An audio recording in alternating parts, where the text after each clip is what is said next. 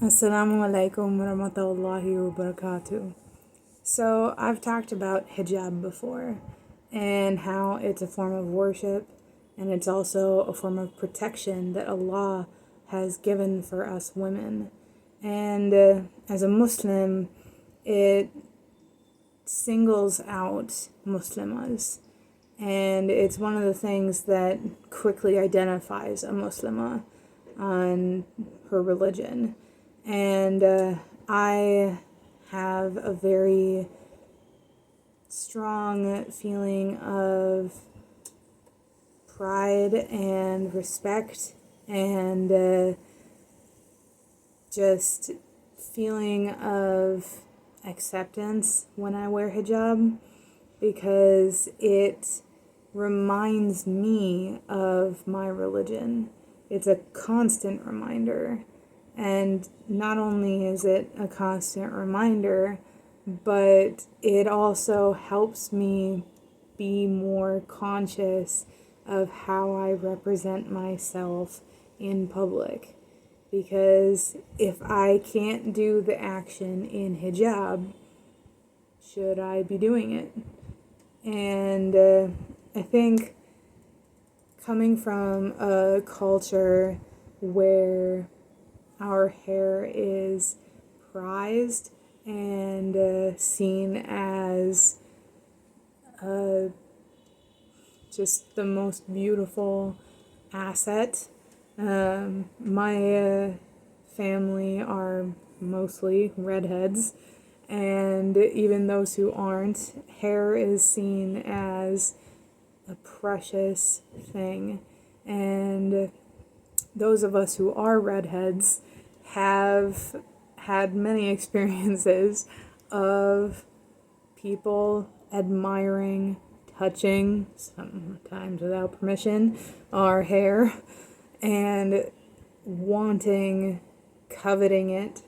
And when I became Muslim and I started understanding the protection of Allah, I understood it more for myself as protection from evil eye or jealousy, because many times in my life have I had people express their jealousy outright, or try to dye their hair to get my exact color, which they failed quite miserably.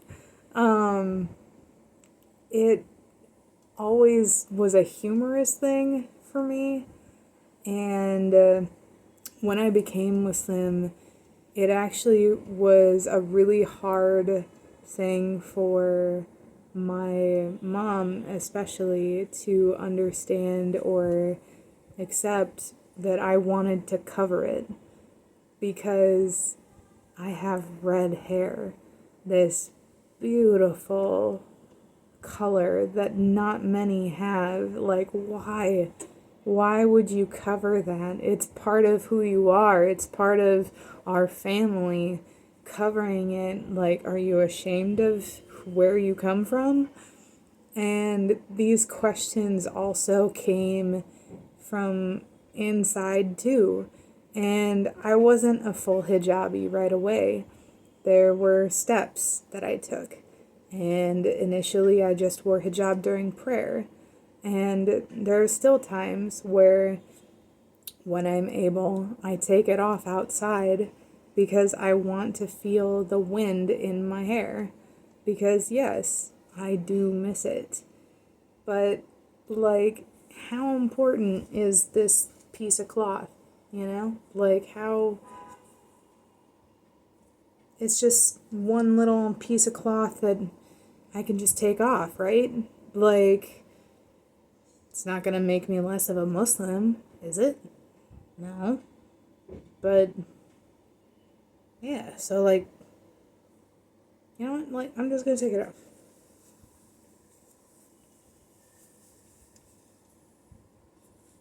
Ah, thought you were gonna see my hair. Gotcha. My hair is precious. And in Islam, your hair, especially for a woman, is directly attached to her beauty. And it's something that is shared with close family members and your spouse. It's not something that you allow others to see or covet or try and make your life more difficult in whatever way. Like, we've all seen Pantene commercials where the wind is blowing in the actress's hair and she's all like mystical, magical amazingness.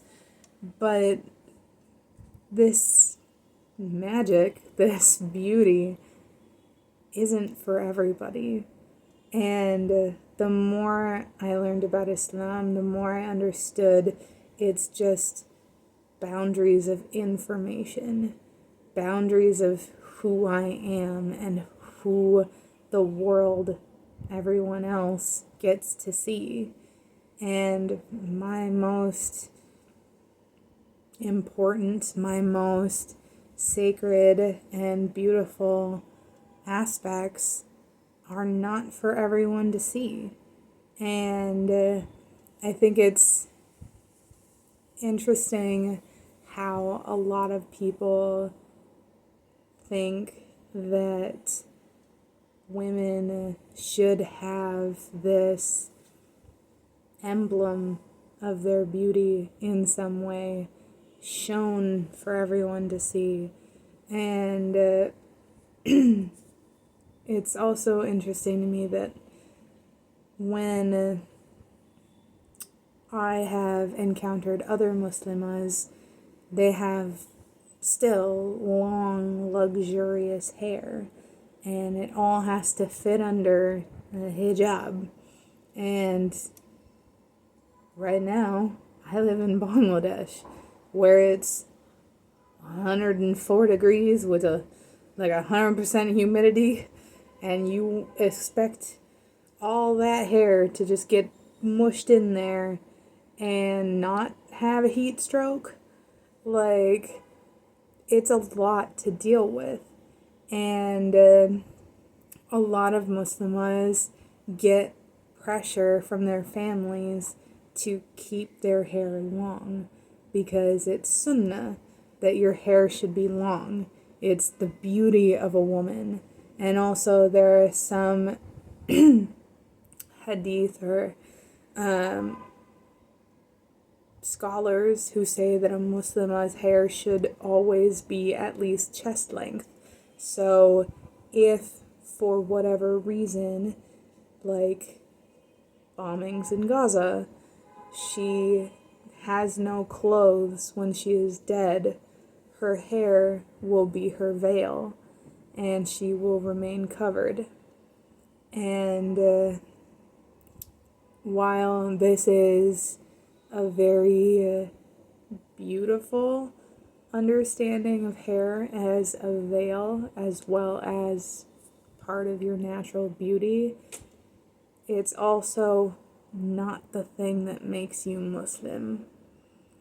Your hair is not what makes you Muslim.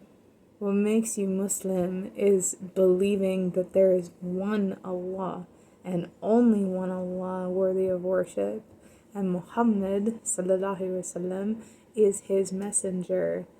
And then there's Hajj, the pilgrimage, and fasting, and Salah, praying 5 times a day. And these central pillars of Islam are what make you Muslim. The length of your hair does not make you a Muslim. And if you have to cut your hair short in order to survive a hot environment, and especially if it's to make it easier for you to wear hijab, do so. It's not going to discredit you as a Muslimah to not have long hair. If you can, go ahead. Great. Awesome. But like, if it is hindering you in wearing hijab, which is the actual veil that we were told to wear by Allah, and that is our form of worship and protection, then cut your hair. It's not what makes you Muslim. And I think a lot of people have a misconception that they have to immediately and strictly change every single thing about what they do and like and say to be Muslim. And that's not true. To be Muslim is following the 5 pillars and believing Allah is the only God worthy of worship. That's what it takes to be Muslim. The other things, the daily functional things, the length of your hair, the way you dress, those things will come later. Don't pressure yourself into thinking that all of it has to change in order to be Muslim, because that's not true. The only thing you need to be Muslim is Allah, believing He is one and the only one worthy of worship, that Muhammad is the seal of the prophets, His messenger, sallallahu alaihi wasallam, and that you fast, and that you do Hajj, the pilgrimage, and that you give Zakat or charity, and that you do 5 daily prayers. That's what it is to be Muslim. And regardless if you are a full hijabi like me or a niqabi, like, honestly, all my respect and just praise to you who are niqabis, because you have taken it to understanding that just the eyes, like not even the face, is meant to be seen by others other than your spouse and those who are truly your beloved family members, your close family members. And when I see a niqabi, it always makes me smile and also commend her, especially when it's this hot outside. But even if you're a loose hijabi, where you just have one of these going on, whatever works for you. Even if you don't wear hijab, obviously the encouragement, the need for hijab is there in the religion. It's something that Allah gave us as a protection, and it's a form of worship. And it makes Allah happy when we do what He asks. And it's one of the things that really helps me get in the right mindset for the day, is to put on my hijab. And a lot of Muslimahs feel that way. But if you don't, it's not what makes you Muslim. And you should try your best and do as much as you can to represent Islam in your actions and your words and your service to others. But your hair, what's underneath the hijab, that doesn't make you Muslim. Your heart, your belief in Allah, following the pillars of Islam, giving to others, that's what makes you Muslim. So I encourage you, if you're just learning about Islam or you just accepted Islam, alhamdulillah, welcome. It's not something you have to take all in right away. It's not something that you have to change every single thing about you immediately in order to be Muslim. Shahada, the pillars of Islam, are what make you Muslim. Everything else is part of life that has its challenges, and we resist the things that are bad for us as much as we can. And inshallah, Allah will forgive us for when we fail. But I encourage you all, Muslimahs, to enjoy the hijab in whatever way you like. Because frankly, it ties an outfit together in a way that, hats just don't do. I don't know what it is. It's just beautiful.